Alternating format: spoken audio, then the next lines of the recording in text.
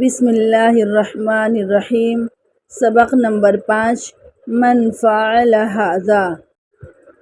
من اسم استفہام، فعل فعل ماضی، ھذا اسم اشارہ ہو کر کے مفعول، جس کا ترجمہ یہ ہوگا یہ کس نے کیا۔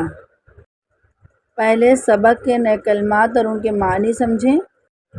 رجع فعل ماضی، لوٹا واپس ہوا، فعل مضارع یرجع۔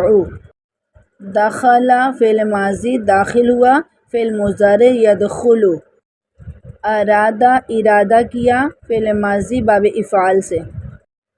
تعجب تعجب کیا، باب تفاعل، فعل مضارع یتعجب۔ اسی طرح تأسف بھی باب تفاعل سے ہے، فعل ماضی افسوس کیا، فعل مضارع یتأسف۔ دہش فعل ماضی ڈرے، دہشت میں پڑ گئے۔ آلہۃ معبود خدا، فتن نوجوان۔ یذکر فعل مضارع فعل ماضی ذکر یاد کرتا ہے۔ سمعنا فعل ماضی جمع متکلم ہم نے سنا۔ لا یقدر فعل مضارع منفی نہیں قدرت رکھتا ہے، نہ طاقت رکھتا ہے۔ یمشی فعل مضارع چلتا ہے، فعل ماضی مشی۔ یتحرک فعل مضارع باب تفاعل، فعل ماضی تحرک حرکت کرتا ہے۔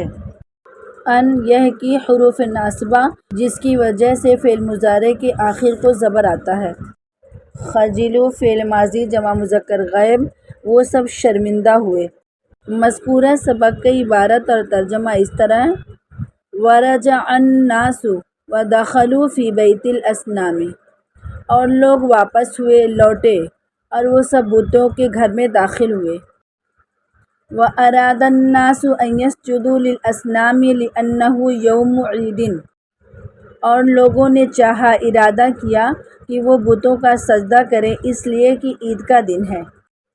ولکن تعجب الناس ودہشوا وتأسف الناس وغضبوا، اور لیکن لوگوں نے تعجب کیا اور وہ سب ڈرے، اور لوگوں نے افسوس کیا اور وہ غصہ ہوئے۔ قالوا انہوں نے کہا من فعل ھذا بآلہتنا، یہ کس نے کیا ہمارے معبودوں کے ساتھ۔ قالوا انہوں نے کہا سمعنا فتى یذکرہم یقال لہ ابراہیم، ہم نے سنا ہے ایک نوجوان ہے، وہ ان کا ذکر کرتا ہے، اس کو ابراہیم کہا جاتا ہے۔ اس جملے میں یقال فعل مضارع مجہول استعمال ہوا ہے۔ مجہول وہ فعل کہلاتا ہے جس کے فاعل کا ذکر نہ ہو۔ آگے کا سبق۔ قالوا انہوں نے کہا اانت فعلت ھذا بآلہتنا یا ابراہیم، کیا تو نے یہ کیا ہمارے معبودوں کے ساتھ اے ابراہیم۔ قال ابراہیم علیہ السلام نے کہا بل فعلہ کبیرہم ھذا فاسألوہم ان کانوا ینطقون، بلکہ اس کو ان کے بڑے نے کیا ہے، یہ تم ان سے پوچھو اگر وہ بولتے ہیں۔ وکان الناس یعرفون ان الاصنام حجارہ، اور لوگ سمجھتے تھے پہچانتے تھے کہ بت پتھر ہے۔ وکانوا یعرفون ان الحجارۃ لا تسمع ولا تنطق، اور وہ سمجھتے تھے کہ پتھر نہ سنتا ہے اور نہ بولتا ہے۔ وَكَانُوا يَعْرِفُونَ أَنَّ الصَّنَمَ الْأَكْبَرَ أَيْضًا حَجَرٌ، اور وہ سمجھتے تھے کہ سب سے بڑا بت بھی پتھر ہے۔ وَأَنَّ الصَّنَمَ الْأَكْبَرَ لَا يَقْدِرُ أَن يَمْشِيَ وَيَتَحَرَّكَ، اور بے شک سب سے بڑا بت نا قدرت رکھتا ہے، طاقت رکھتا ہے کہ وہ چلے اور حرکت کرے۔ وَأَنَّ الصَّنَمَ الْأَكْبَرَ لَا يَقْدِرُ أَن يَكْسِرَ الْأَصْنَامَ، اور بے شک بڑا بت بھی طاقت نہیں رکھتا کہ وہ بتوں کو توڑ دے۔ فقالوا لابراہیم، تو انہوں نے ابراہیم علیہ السلام سے کہا انت تعلم ان الاصنام لا تنطق، تو جانتا ہے کہ بت نہیں بولتے ہیں۔ قال ابراہیم، ابراہیم علیہ السلام نے کہا فکیف تعبدون الاصنام وانہا لا تضر ولا تنفع، تو کیسے تم بتوں کو پوجتے ہو کہ وہ نہ نقصان پہنچاتا ہے اور نہ نفع پہنچاتا ہے۔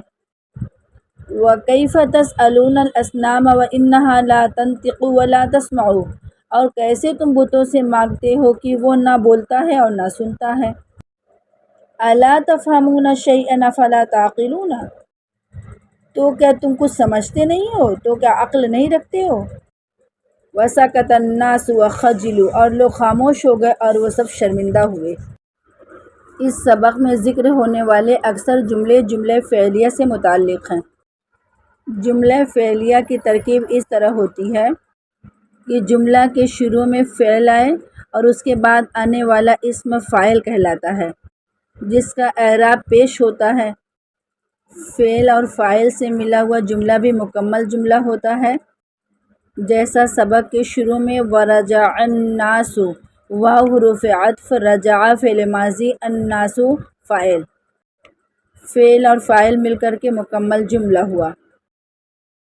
اور کبھی کبھی مکمل جملہ ہونے کے لیے فاعل کے علاوہ مفعول کی بھی ضرورت ہوتی ہے، اور مفعول کا اعراب زبر ہوتا ہے۔